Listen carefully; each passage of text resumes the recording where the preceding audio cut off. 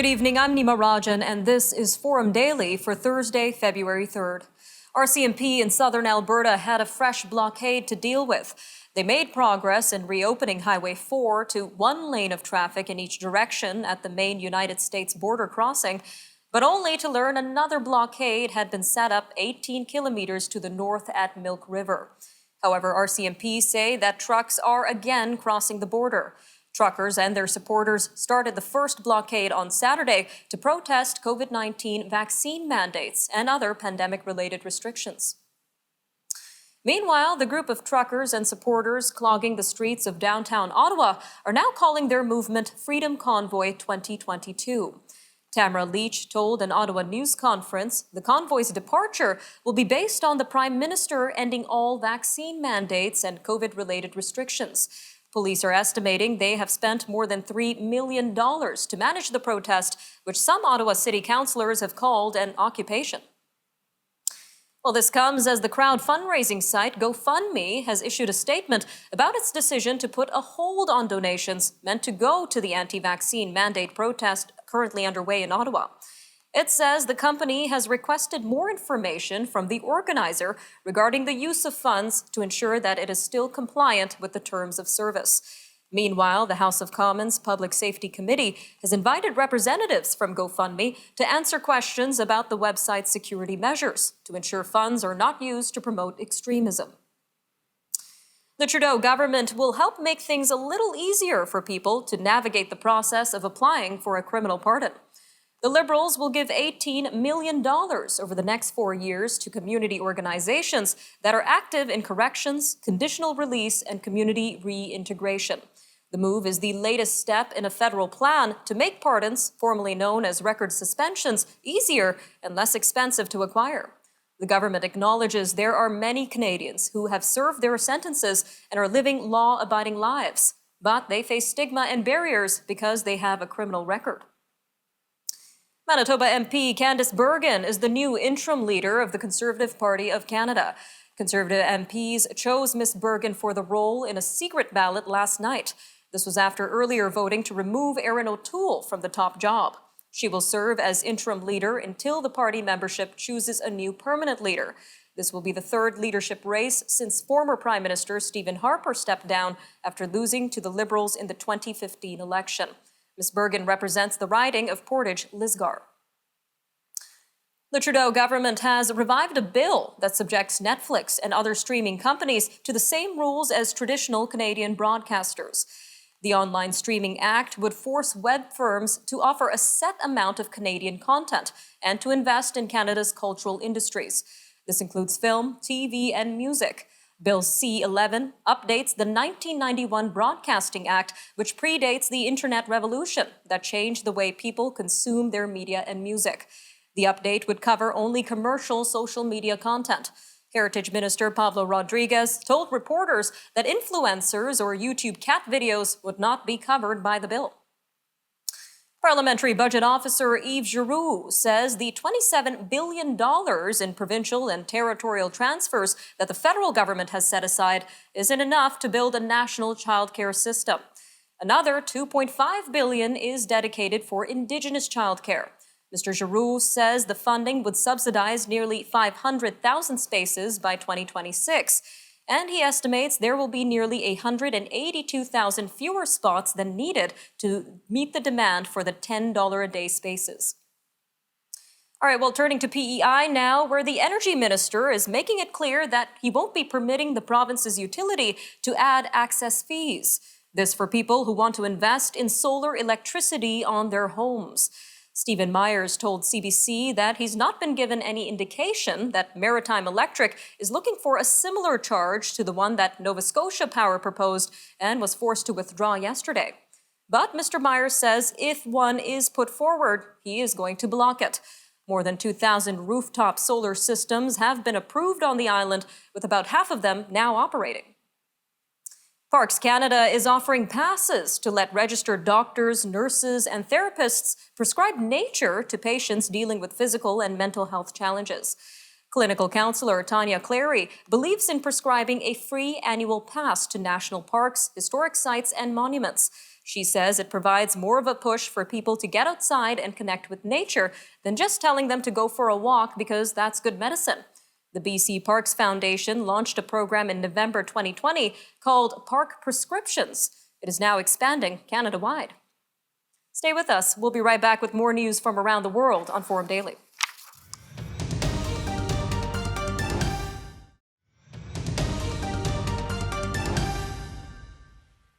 Stocks are opening lower on Wall Street as Facebook parent company Meta plunges 25%, erasing more than $220 billion in market value, which is the largest drop in history. Meta sank after reporting a rare decline in profit due to a sharp increase in expenses. Meta also forecast revenue well below analyst expectations for the current quarter. The huge drop pulled the tech-heavy Nasdaq index down 1.9%. The S&P 500 also sank 1.3%, and the Dow Jones Industrial Average also lost 0.5%. Meanwhile, investors interested in expanding their portfolios beyond public market investments might be interested in the world of private equities. Well, joining us now to tell us more about what exactly private equities are in our weekly finance and investment segment is Brendan Caldwell, Director of Caldwell Securities Limited. Brendan, welcome back to Forum Daily. Nima, always great to be here. Thank you. Always great having you on Forum Daily, Brendan. Now, let's start with a brief overview of what exactly private equity is. Well, private equity, broadly speaking, it's investments in companies, organizations that aren't themselves public. So you were talking about Facebook. Once upon a time, Facebook wasn't public. It was private. It was owned by a relative handful of investors. And then it went through a public listing, got itself listed, I think, initially on NASDAQ, and then it's now a public company with millions and millions of owners. So companies that are not owned broadly, that are not listed on the public exchange, investments in those are private equity in a very general or overarching term. All right, Brendan. So why is private equity important to capital markets? Well, the ideas have to come from somewhere. So I've often argued that capital markets, the stock market, is the best place to invest in a nation's ideas, because the best ideas eventually or should make it to the public markets. But before a company's ready for public listing, before it's ready for prime time, so to speak, it needs to get capital from somewhere, usually from family and friends when it's first starting out, pre-revenue, and then from angel investors who are putting in money just as it's getting going, and then for venture capital firms that help it get to the next level, and then growth equity investors that invest just before it becomes a public company, and then it does a public listing or initial public offering, IPO process. So to get these ideas from inception to a public market, money has to be invested, and that money is, broadly speaking, termed private equity. Okay, Brendan. So can you walk us through the mechanics of private equity investing for our viewers?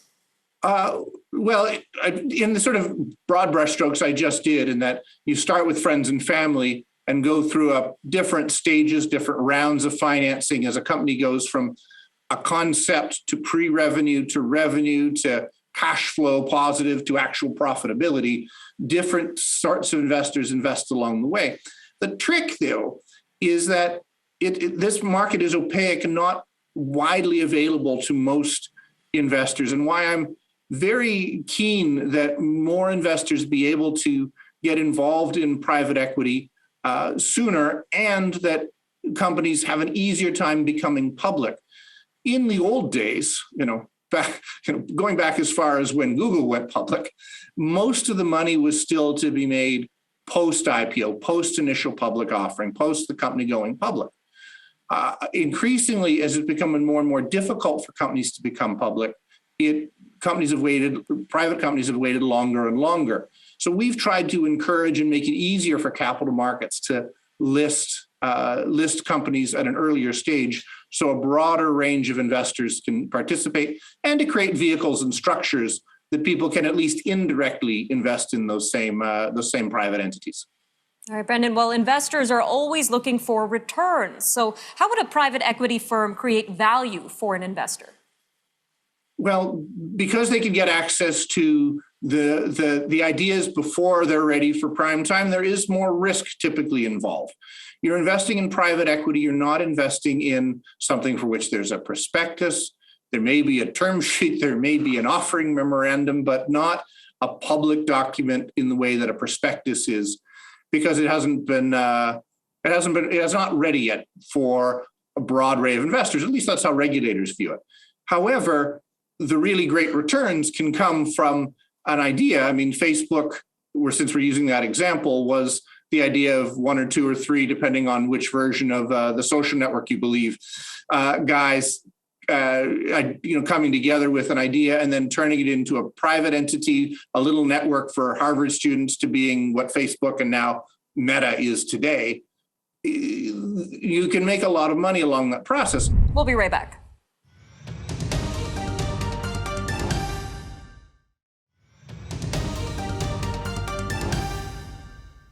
Canada's beef industry says the traffic disruption near the U.S. border crossing in southern Alberta is adding pressure to an already fragile supply chain. Members of the Alberta Beef Producers, Alberta Cattle Feeders Association, and the Canadian Cattlemen's Association are urging a timely resolution to the protest by truckers and their supporters. The group says it's concerned about a lack of access to feed coming in from the U.S.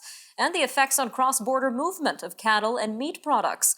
Blockades were set up at the Coots Crossing by those protesting COVID-19 vaccine mandates. However, RCMP say officers did speak with protesters and were able to get southbound traffic moving. With us to discuss the situation and other supply chain issues facing the beef industry is Mr. Bob Lowe, the president of the Canadian Cattlemen's Association. Sir, welcome to Forum Daily. Hi, Nima. I'm glad to be here. So can you give us an idea of what your industry and members are concerned about with this border disruption? Well, our industry is built on trade.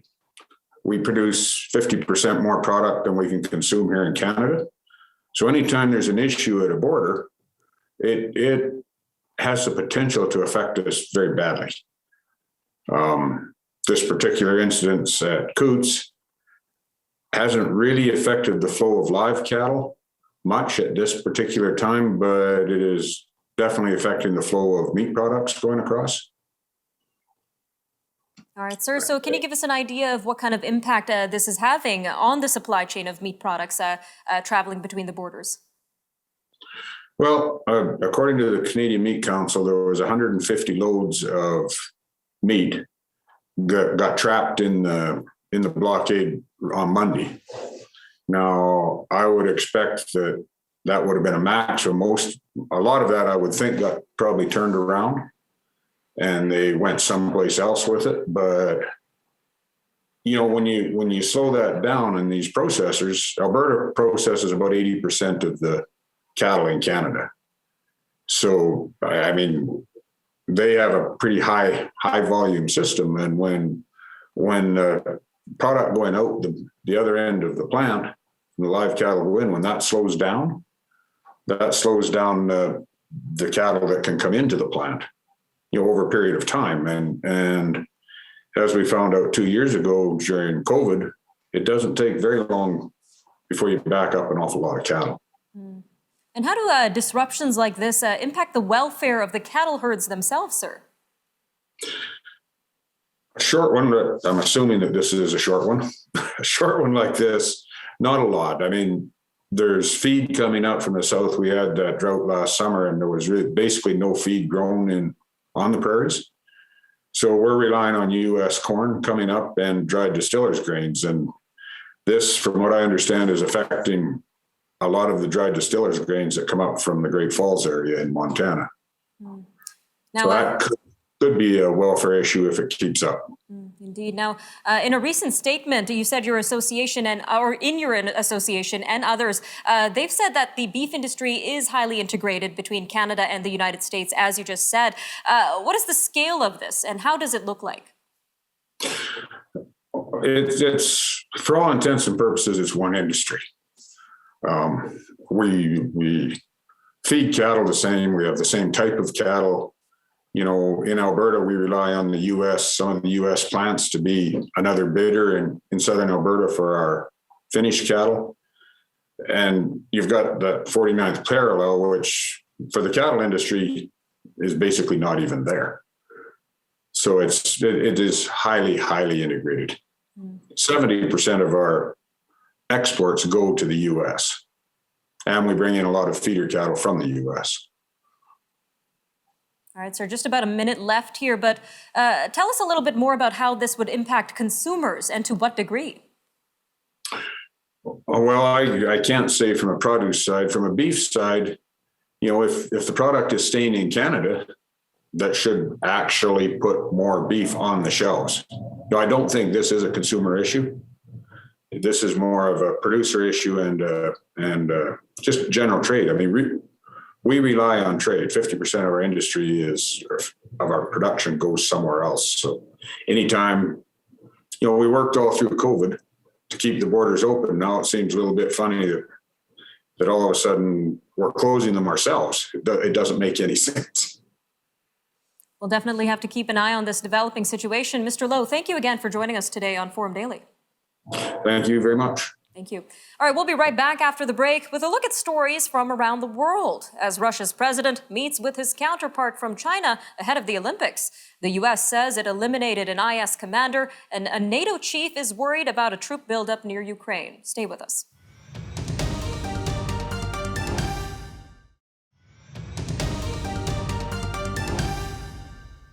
Russian President Vladimir Putin is heading to Beijing on a trip intended to strengthen Russia's ties with China. This comes amid the soaring tensions over Ukraine. Mr. Putin's talks with Communist Chinese President Xi Jinping tomorrow will mark their first in-person meeting since 2019. It will help cement a strong personal relationship that has been a key factor behind increasingly close relations between the two former communist rivals. Mr. Putin and Mr. Xi will meet over lunch before attending the opening of the Winter Olympics. U.S. President Joe Biden says the leader of the Islamic State group has been killed in Syria during an operation by an elite military force. An American official says Abu Ibrahim al-Hashimi al-Qureshi exploded a bomb that killed himself and members of his family during the overnight raid in Syria's northwestern Idlib province. He was one of the world's most wanted terrorists. NATO Secretary General Jens Stoltenberg is concerned about Russia's continued military buildup around Ukraine. He says Moscow has deployed more troops and military equipment to neighboring Belarus. Russia now has more than 100,000 troops stationed near Ukraine's northern and eastern borders. It raises concern that Moscow might invade again, as it did in 2014. Russian officials deny that an invasion is planned. Well, meanwhile, the European Central Bank President, Christine Lagarde, has the job of explaining why the bank isn't raising interest rates. This is despite record high inflation, as the bank left its key economic stimulus programs in place. The bank for the 19 countries that use the euro is moving more slowly than the U.S. Federal Reserve and the Bank of England in withdrawing support. This comes as economies rebound from the worst of the coronavirus pandemic. The Fed has signaled it could start raising interest rates in March, while the Bank of England hiked rates on Thursday and in December. Ms. Lagarde has said a hike from her bank is unlikely this year. Britain's energy regulator says a cap on energy prices is going up by a record 54% because of soaring costs of wholesale natural gas. The change, announced Thursday, will significantly burden millions of households already squeezed by rapidly climbing bills. The new cap will cause the annual bill for the average customer to go up to £1,971.